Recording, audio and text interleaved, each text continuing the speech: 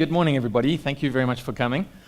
So I'm not actually going to present our findings from the February poll because we've done one for April, and I suspect that would have all been a bit redundant in light of the latest set of findings. So what I'm going to run through is just essentially about 4 or 5 key indicators. The national voting intention, some turnout scenarios.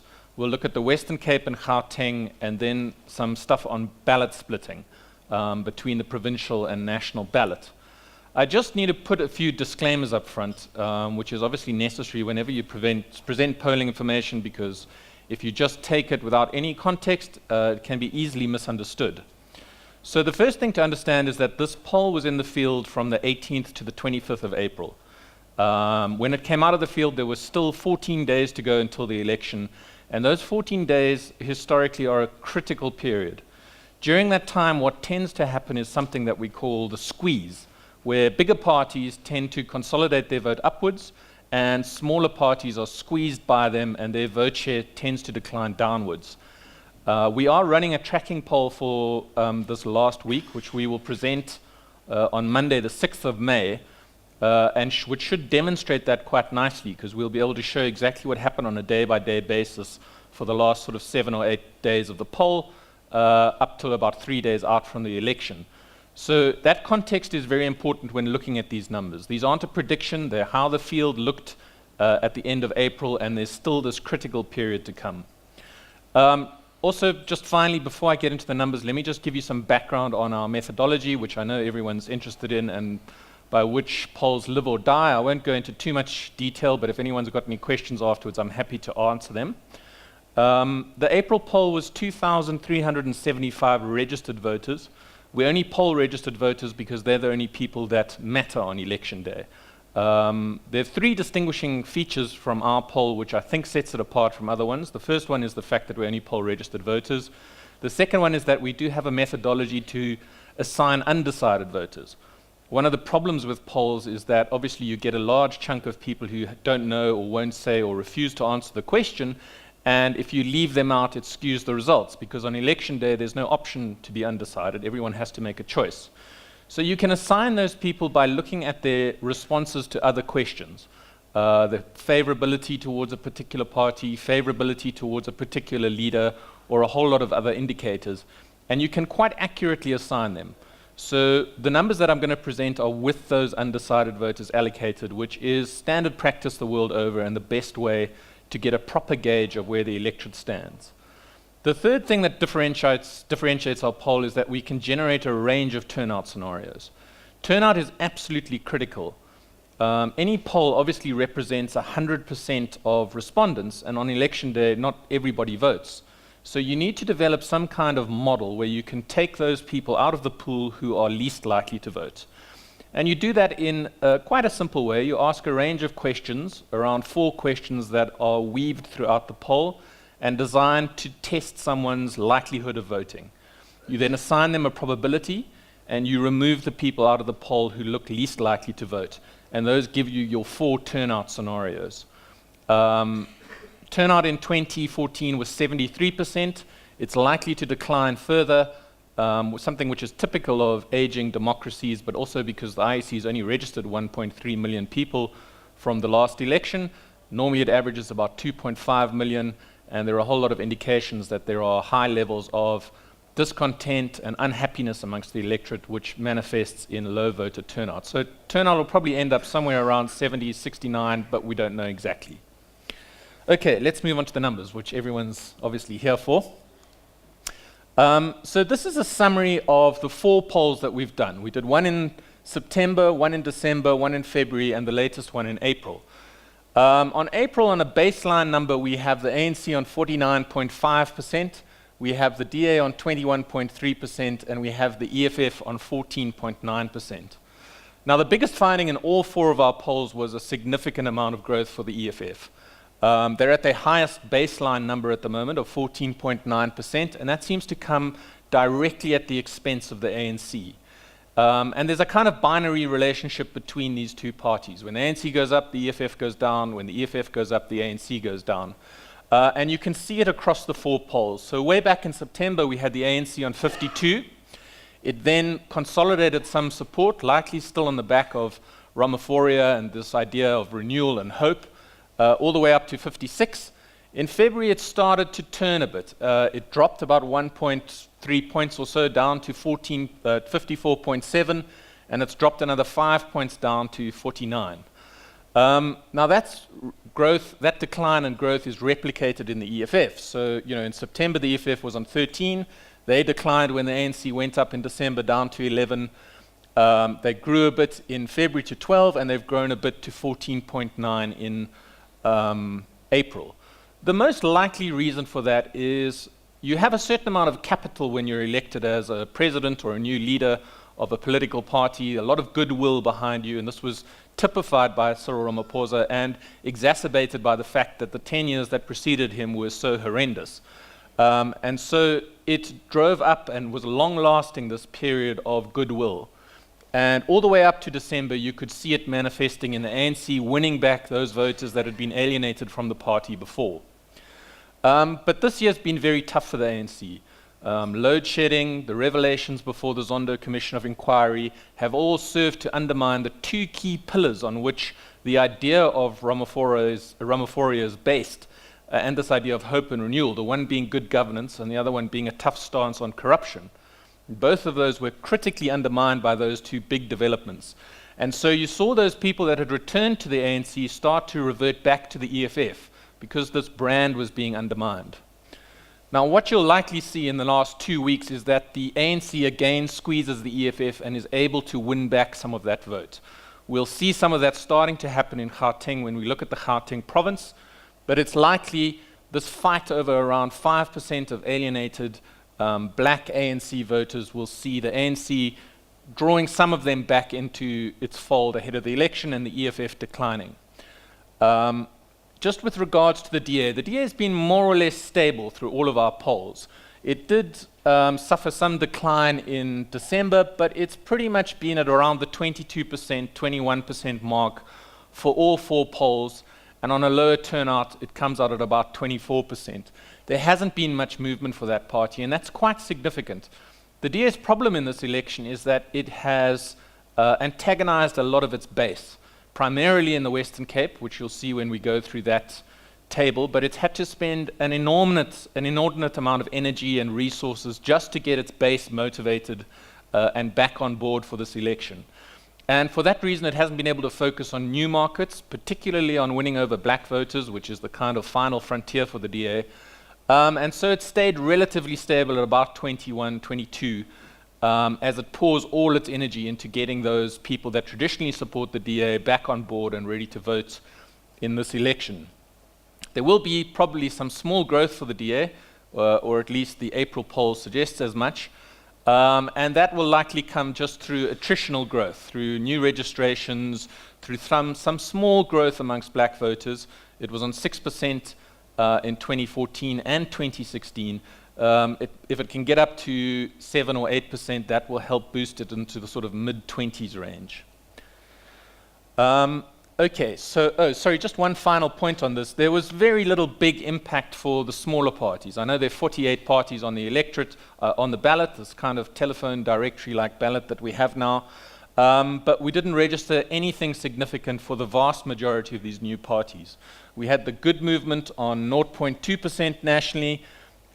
We had the AIC and the ATM on 0.1%, which really just is a tiny amount of support. There is a 2.8% margin of error on this poll, so it's notoriously hard to be accurate about any party that falls within that margin. So maybe they're 1% higher or 1% lower, but nothing significant. None of these new parties seem to have made a big impact on the electorate as of April. Okay, so turnout is obviously critical, as I said. Those are baseline numbers, but on election day, not everyone votes, so you need to generate some scenarios that show you what happens when least likely voters are taken out of the pool. This is the ANC's turnout scenarios for September, December, February, and April. And you can see a slight decline as it goes down like that, as its baseline numbers have dropped, so its turnout potential has dropped. In December, its turnout potential was at its highest, when it was on 56%. on a low turnout of around 78% and 71%. It got up to 60% on the vote.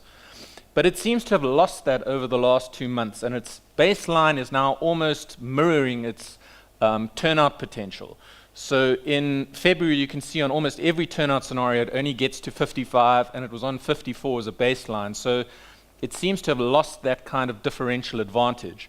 The same thing is true in April. It gets up to 51% on a 71% turnout, but that more or less mirrors its baseline number.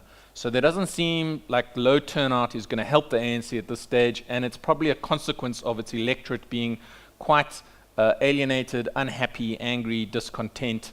There's no differential advantage for the party. The DA, on the other hand, has enjoyed a small differential advantage pretty much across all 4 of our polls. It was at 23 in September. Its turnout advantage on a lower turnout was 27. In December, it was 18, but it could get all the way up to 21, even 22. In February, its baseline was 21.8. It could get up to 24, and that's almost exactly the same in April, 21.3, and it can get up to 24 on a slightly lower turnout. So it does have some advantage, which basically means its voters are slightly more enthusiastic than the ANC's voters. That is a relative comparison, but it is likely to get some kind of advantage over the ANC on a lower turnout, which is actually quite unusual. The opposition only generally enjoys that kind of advantage in local government elections. To get it in national elections is a sign of just how unhappy the ANC's core base is. The EFF's turnout and baseline support more or less mirror each other. They do drop a bit, so it went from 13 to 11 in September, the same thing in December. It went from 12 to 11 in February, and it goes from 14.9 to 14 in April. And that is a sign of quite a fragile base. It means that when turnout drops, EFF voters drop out of the pool. And that kind of makes sense because they're some of the most angry, alienated, and discontent voters. And so it makes sense they're the first ones to drop out of the pool or to transition to the ANC. And that will be what the ANC focuses on. Traditionally, the ANC tries to squeeze the DA vote. In this election, it's going to have to squeeze the EFF because that's where the potential for more numbers are ahead of election day. Okay, let's quickly look at the 2 provincial ballots. In our poll, we do ask a national and provincial question, which is obviously important because some people do split their ballots, so you need some way of testing provincial sentiment. We've asked provincial ballot questions in 2 polls now, in February and April. In February, the ANC was on 41.6 in Gauteng. In April, we have it on 42.8, so some small growth. And the ANC will take some solace out of that. It means it might have bottomed out at around 41 and is starting to turn the tide. It's got a lot of ground to make up in 2 weeks. But if it is starting to head in that kind of direction, that's important for the party. That backs up the analysis about the relationship between the EFF and the ANC nationally, because the EFF was on 18.2 in February and it's dropped to 13 in Gauteng in April. So when the ANC goes up, the EFF goes down. And its ability to be able to squeeze that vote of the EFFs down over the next 14 weeks will be its one chance of getting up to that 50% mark. It's a lot of work to do, and it's probably unlikely, but that's the challenge that faces that party ahead of the election. The DA more or less stable in Gauteng, but it does enjoy a big differential turnout. Basically, urban centers are the best environment for opposition parties, and the DA in particular thrives in urban centers. We saw this in the local government elections in 2016, and we'll likely see it again in Gauteng in this election. You'll see that small differential advantage it has nationally becomes really quite substantial in Gauteng if we look at the turnout scenarios for that province. So you'll see the ANC's graph goes down like that. In other words, turnout does not favor it at all in Gauteng. And although it's pushing up its baseline numbers, it doesn't really exceed those on lower turnout. So it's got a real problem on that front in Gauteng.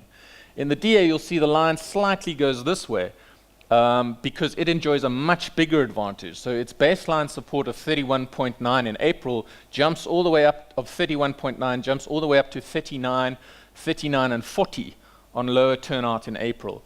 And on the lowest turnout we have, which is probably too low, it's unlikely it'll drop all the way to 67%, we actually have it overtaking the ANC in Gauteng. Just bear in mind the way the trend graphs are going. The ANC does seem to be consolidating its votes, so that kind of thing will change. But that is a significant advantage that the DA enjoys in Gauteng. Here you see the EFF starting to be squeezed, 18 down to 13, and turnout drops from 14 down to 12, and pretty much stable at 11 or 12, but much less than its baseline support. So the same kind of fragility applies at provincial level. Turning to the Western Cape, the DA we had on 50.1 in February and 44.6 in April, so a significant decline of around 5 points there. You'll see it still gets up to a majority on low turnout, so it's not necessarily the same kind of crisis that the ANC has in Gauteng, but that is a big drop and will be of deep concern to that party. However, and more interestingly, there was an even bigger drop for the ANC in the Western Cape. It dropped 6 points, from 33.9 to 27.8. And I think the party in that province is collapsing. That's what you're seeing. The Western Cape is a fascinating kind of laboratory for national politics. It always seems to be about 1 or 2 elections ahead of what happens elsewhere. And, whatever the state of the DA over the last 3 years in that province, which has been miserable, the ANC's condition in the Western Cape is absolutely abysmal. It's total collapse of leadership, plagued by scandals. The whole of the Dollar Omar region, which is basically the Cape Town Metro, had to be disbanded, and it shows in its polling. Now that could be to the DA's advantage in the last 14 days. It has targeted very powerfully the ANC and the EFF and this idea of a coalition, and its message is keep the ANC and the EFF out. It might well be, we'll look at the smaller parties just now, that the effect of that message is actually to crush the ANC. And those voters have got to go somewhere. And some of them could well return to the DA. And that's going to be a very important trend to watch in the last 14 days of this election. So why is it that the two biggest parties are struggling in the Western Cape? Well, it's the rise of smaller parties. Most significantly, the ACDP we have on 7%. It's doubled from where it was in February. The EFF has also come from nowhere, from 1.1% to 6.8%. The EFF is likely eating into the ANC, as is happening nationally. The smaller parties, good we have on 3%, are probably eating into the DA's vote. The rise of the ACDP is fascinating. I'm not quite sure what is driving that, but I suspect it has something to do with kind of moral certainty. So there's a fascinating crisis in the Western Cape because both the governing party and the official opposition are suffering some kind of moral illegitimacy and strife. So what do the most fragile voters in the DA or the ANC do under those circumstances? They look for a home that is kind of certain, provides some kind of moral legitimacy, and the ACDP, I think, is a natural home for that kind of thing. As ever, bear in mind there's a squeeze coming, and it's going to be targeting parties like Good, like the ACDP, very hard for the DA, and you'd favor it to push that percentage up. These are the turnout scenarios for the Western Cape. You'll see in both cases, as with Gauteng, the DA's turnout advantage is superior to its baseline number. In February, although it was on 50.1, it got up to 55 on lower turnout. In April, although it's on 46.6, it gets up to 51% on lower turnout. So that majority is fragile, but still perfectly attainable for the DA. And with the squeeze to come, it's probably likely to achieve it. If you look at the ANC, you can see a slight decline downwards, but a big drop in baseline support from 33.9 to 27 is huge. As with Gauteng, its turnout does not exceed its baseline support, and in urban centres, the ANC has a real problem turning out people in big numbers.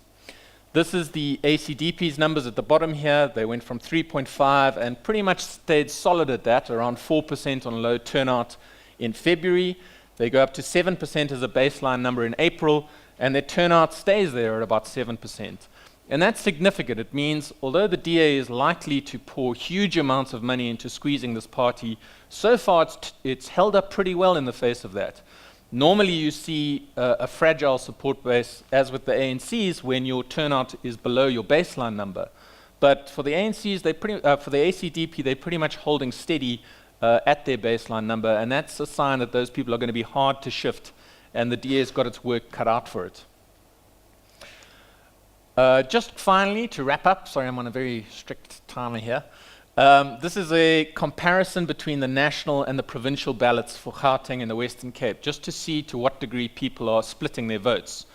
And the key takeaway from this is that doesn't seem to be evidence of a big vote split between the two, between the national and provincial ballot in each province, but it does give you some idea of where people, what kind of government people prefer with regards to each party in each province. So how do you measure that? Well, you'll see the green, the blue, and the red are basically the big three parties. And we've got Gauteng on the left and the Western Cape on the right. If you subtract the one ballot from the other, you're left with a positive or negative score. In this case, a positive score means more people voted on the national ballot for that party. A negative score means more people voted on the provincial ballot for that party. So for the ANC in both February and April, you'll see it has a net positive score, plus 5.1 and plus 6.1, which means ANC voters in the Western Cape prefer the idea of that party as a national government as opposed to a provincial government. A greater number of them vote on the national ballot. The DA, the opposite applies, minus 5.9 and minus 4.9. So more DA voters prefer the idea of that as a provincial government as opposed to a national government. Probably built on its reputation in the Western Cape and the city of Cape Town as a party of good governance and excellent delivery. The EFF's a bit all over the place as it is with all these questions, basically because they've never been in government, so I'm not sure they're too sure about their brand on that front. They a small negative score and then a small positive score, so let's just look past them. In the Western Cape, you see the same trend with the DA, negative 4.5 and negative 1.9. There is a drop in its favorability on the provincial ballot, which is probably undermined by its decline in April. So less faith in it as a provincial government in April, but still most voters in that province, or at least a majority of DA voters, prefer the idea of it as a provincial government.